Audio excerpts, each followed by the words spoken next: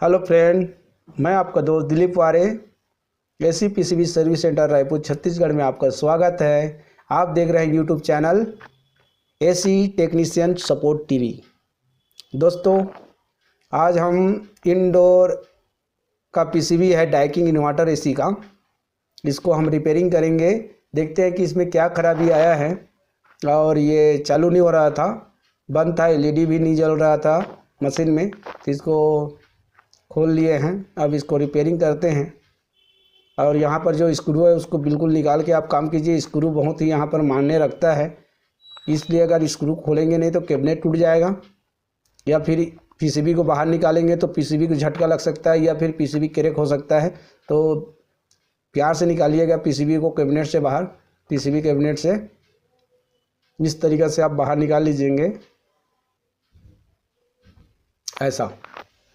ठीक है, यहाँ पर 2 पुश बटन दिया हुआ है कैबिनेट में ही, उसको आप आराम से इस तरीक़े से ऊपर कर लीजिए दबा के, और ये बाहर निकाल लिए। अब देखते हैं कि इसमें फॉल्ट क्या आया, जो हमको सामने में दिख रहा है कि नहीं दिख रहा है।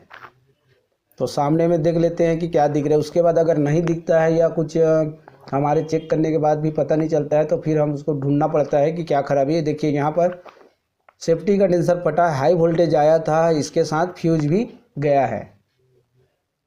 ठीक है, अभी हम लोगों को 2 सामान यहाँ पर फॉल्ट मिला है, सेफ्टी कंडेंसर और फ्यूज।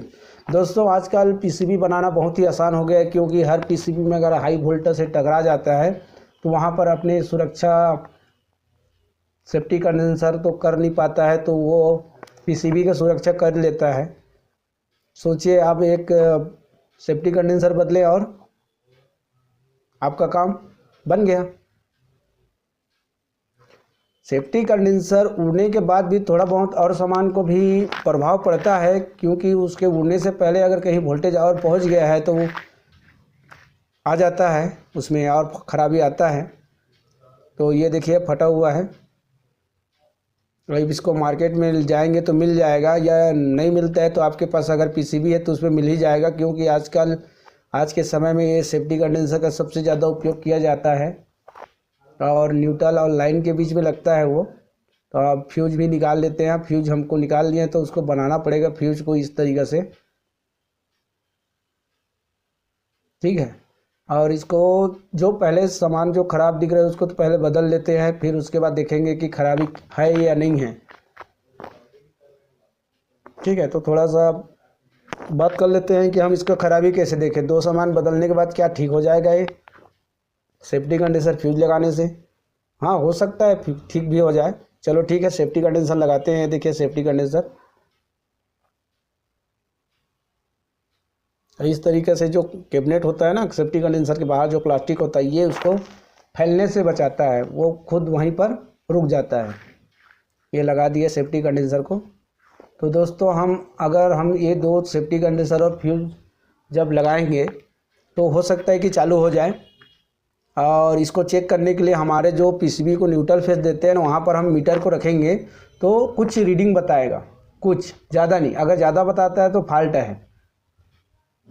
ठीक है, या रीडिंग बताने के बाद वापस आना चाहिए, रीडिंग को थोड़ा सा हिलना चाहिए अपना मीटर, मल्टीमीटर का कांटा जो है न्यूट्रल फेस के बाद चेक करेंगे पीसीबी में तो। ठीक है, तो हम इसमें इतना अगर थोड़ा सा कांटा हिला या थोड़ा सा बताया तो हमें समझते हैं कि हमारा पीसीबी ओके है। अगर पूरा कंटिन्यूटी दिखाता है न्यूट्रल फेस में तो ये समझ लो कि पीसीबी अभी भी ख़राब है, कुछ ना कुछ गड़बड़ है। और कभी कभी ऐसा भी होता है कि कंटिन्यूटी नहीं बताता, फिर भी पीसीबी चालू नहीं होता है। चलिए ठीक है, फ्यूज को हम बना लेते हैं। और एक डायोड की सहायता से मैंने इसमें पिन लगा दिया दोनों तरफ फ्यूज का। ठीक है, और फ्यूज को हम पीसीबी में फिट कर देते हैं भाई, सोल्डिंग कर देते हैं। दोस्तों, अगर आप एसी का पीसीबी रिपेयरिंग करना चाहते हो, सीखना चाहते हो, तो आप संपर्क कर सकते हो, और मैं सिखाता भी हूँ। कोई बात नहीं, लेकिन आप यूट्यूब से भी सीखना चाहते हो सीख सकते हो, लेकिन मैं आपको बता देता हूँ कि आपको बेसिक नॉलेज हो तो आप जल्दी ही सब चीज़ पकड़ लेंगे, सब चीज़ जल्दी से आप सीख सकते हैं। तो ओके दोस्तों, हमने फ्यूज लगा दिया। अब हम यहाँ पर मीटर से हम चेक करेंगे ये पहले फ्यूज़ को चेक कर लिए। चलो ठीक है, रीडिंग बता रहे हैं मीटर में अपना, यहाँ पर है। और यहाँ पर न्यूट्रल फेज में रीडिंग थोड़ा सा हिलना चाहिए, बाकी ज़्यादा नहीं आना चाहिए। एक तरफ माइनस प्लस करके हम देख लेंगे। अब चलिए ठीक है, हमारे पीसीबी को हम ओके मान रहे हैं। क्यों मान रहे हैं? क्योंकि हमारा मीटर से कोई शार्ट या कंटिन्यूटी ज़्यादा नहीं दिखाया। चलिए ठीक है, लाइन देते हैं दोस्तों, देखते हैं हमारा पीसीबी चालू हो गया। देखिए 2 पार्ट्स को बदलने के बाद भी चालू हो गया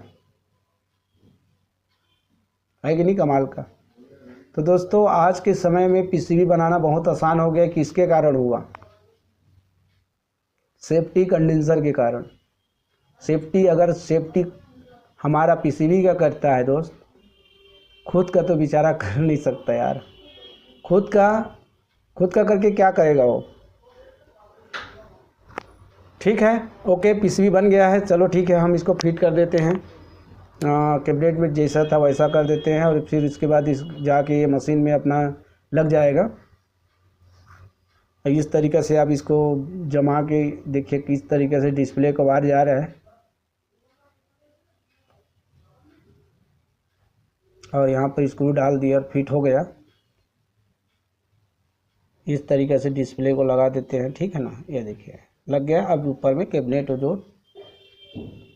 बना हुआ है, ठीक है। एक बार और चालू करके भी देख सकते हैं, आप बोलो। चलिए ठीक है, न्यूट्रल फेस लगा दिए। इसमें देखिए ब्लैक में फेस है और वाइट में न्यूट्रल है, और रेड वाला आपका कम्युनिकेशन वायर है, इंडोर टू आउटडोर। बिल्कुल यहाँ पर क्या होता है, हर डाइकिंग को आप अलग अलग वायर को दे देते हैं, कभी रेड देते हैं, कभी वाइट देते हैं, कभी कुछ भी। ओके दोस्तों, बाय, फिर मिलेंगे, टाटा।